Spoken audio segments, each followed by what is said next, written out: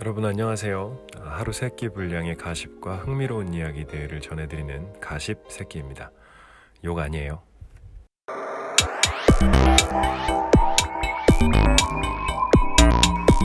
알면 유용하거나 혹은 쓸데없거나 보면서 주무세요. 가십 새끼 오늘의 첫 번째 이야기입니다. 독감 백신 접종 이후 사망하는 사례가 늘면서 매년 하던 예방접종에 대한 불안감이 많이 퍼져 있습니다. 안 그래도 코로나로 어수선한데 이게 또 무슨 일인가요?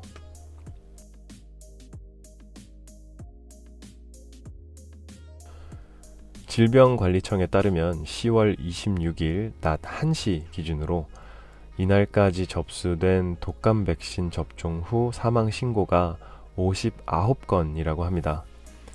무서워서 예방접종 하겠냐 이런 분들 많으실 텐데요.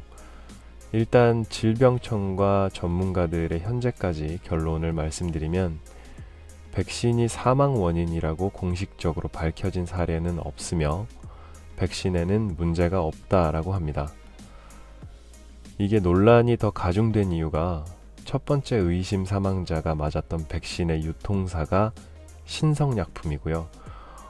올해 여기서 유통한 백신 중에 상온에 노출돼서 약물이 변질되거나 백색 입자가 생긴 백신이 나왔고 이후에 이상 반응이나 사망하는 경우가 계속 보고되어서 이 백신 자체를 믿지 못하게 되는 상황이 온 걸로 보이는데요. 현재까지 질병청의 조사 결과로 보면 59건의 사망 신고자 중에 46건에 대해서 백신 접종과 사망 간의 인과성이 낮다. 그러니까 별 관계가 없다고 판단했고요. 13건은 아직 조사 중이라고 하네요. 일단 사망 사례에서 백신 이상 반응으로 추정되는 소견이 없고 심혈관계나 뇌혈관계 기저질환, 그러니까 사망자가 이미 앓고 있던 병이란 얘기죠. 이런 것 등의 악화로 사망했을 가능성이 높다고 설명했습니다. 부검 결과 대동맥 박리나 명백한 사인이 확인된 경우도 있었다고 해요. 그렇기 때문에 백신 재검정이나 국가 예방접종 사업 중단을 고려할 단계는 아니다라고 밝혔습니다. 애초에 상온 노출이나 백색 입자와 그 이상 반응 간에 직접적인 관계가 있는지도 알 수가 없대요. 정상 독감 백신에서도 접종 시 부작용 등으로 인해서 간혹 이상 반응이 나타나는 경우가 있답니다. 문재인 대통령도 과도한 불안감으로 적기 접종을 놓쳐서 치명률이 상당한 독감에 걸리는 더 큰 위험을 초래하지 않기를 바라며 올해는 특히나 코로나와 독감의 동시 확산을 막기 위해서 예방접종을 더 확대해야 한다고 강조했고요. 지난주에 정은경 질병청장이 2번이나 사망과 독감 백신의 연관성이 적다라고 브리핑을 한 데 이어서 코로나19 브리핑 자리를 통해서 접종 후 이상 반응은 발생할 수 있으며 대부분 경증이고 중증 이상 반응은 100만 명당 한두 건 정도로 매우 드물다면서 면밀한 조사와 철저한 확인을 통해서 투명하게 정보를 제공하겠다고 약속했습니다. 실제로 사람들이 독감 접종을 미루고 있는데 국내에서 한 해에 3천여 명이 독감 또는 독감 후유증으로 사망하기 때문에 어찌 보면 코로나보다도 더 무서운 게 독감이라고 할 수도 있겠네요. 예방접종을 받는다고 해서 독감을 100% 예방할 수 있는 건 아닙니다. 건강한 성인에게서 70에서 90%의 예방 효과가 있고요. 만성 질환자나 고령자는 그 예방 효과가 조금 떨어진다고 그래요. 일반적으로 40에서 70% 정도로 보면 되는데 접종을 했는데도 독감에 걸리는 경우 대부분 접종을 하지 않은 사람들보다 훨씬 가볍게 앓고 회복되기 때문에 예방접종은 받는 게 이득입니다. 올해는 유행 시기가 조금 늦어져서 11월 중순쯤 유행할 것으로 보고 있는데요.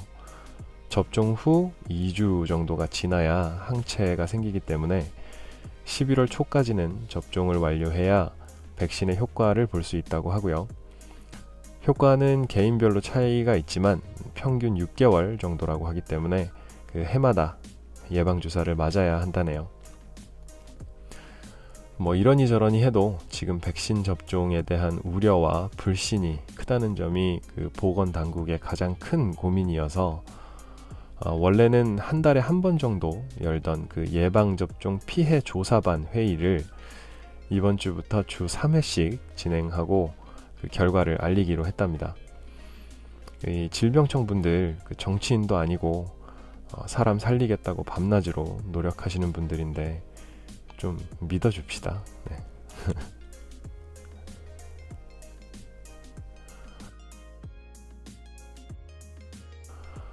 이 백신은 동물이나 특히 인간에게 질병에 대한 면역을 부여하는 의약품입니다. 흔히들 많이 하는 오해가 백신이 치료제라고 착각하는 건데요. 백신은 치료제가 아니라 예방제라서 이미 병에 걸린 상태에서는 백신을 맞아도 낫지 않습니다. 약화시켰거나 무력화된 항원을 투여해서 몸이 그 항원의 면역을 만들도록 하는 게 백신이란 얘기죠. 영화 같은 데서 그 백신을 치료제처럼 써가지고 목숨을 구하는 묘사들이 등장해서 오해가 좀 많이 생기는데 이미 바이러스가 퍼진 뒤에 백신은 소용이 없다고 합니다. 다만 광견병의 경우에 바이러스가 신경계를 거슬러 올라가서 뇌에 도착하는 시간이 비교적 느리기 때문에 이것처럼 그 바이러스의 본격적인 감염에 시간이 걸리는 경우에는 치료제와 유사하게 백신을 맞는 경우가 간혹 있다고 해요.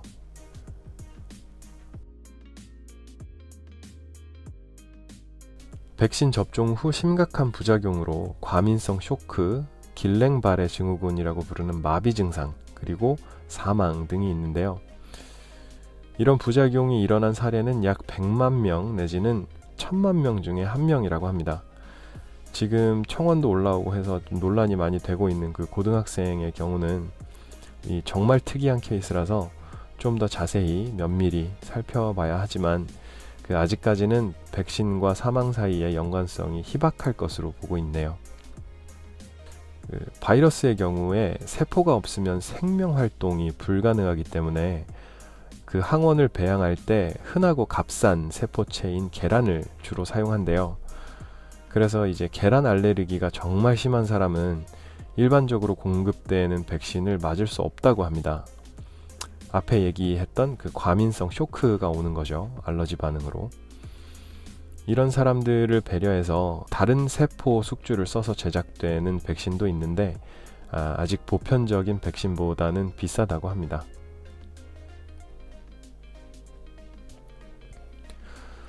국제백신연구소의 본부가 한국의 서울대학교 안에 있다고 합니다. 한국의 본부가 위치한 최초의 국제기구라고 하네요. 대단한데? 부모들의 백신 접종 기피로 인해서 매년 150만 명의 어린이들이 사망한다는 WHO의 보고서가 있답니다. 이거 뭐 아나키 운동인가 뭔가 해가지고 우리나라에서도 유행했었죠. 지금도 아마 있지 않나 싶은데 그 아이들 죽이는 거잖아요. 사람들이 전문가를 믿어야지. 아휴. 중국에서 2018년에 자격 미달 업체가 가짜 백신을 국가에 납품하고 이게 실제로 접종돼서 100일에 백신을 접종받은 유아가 3일 만에 100일에 걸려서 숨지는 일이 있었다고 합니다. 아이는 이 무슨 죄인가요? 별걸 다 가짜로 만드냐.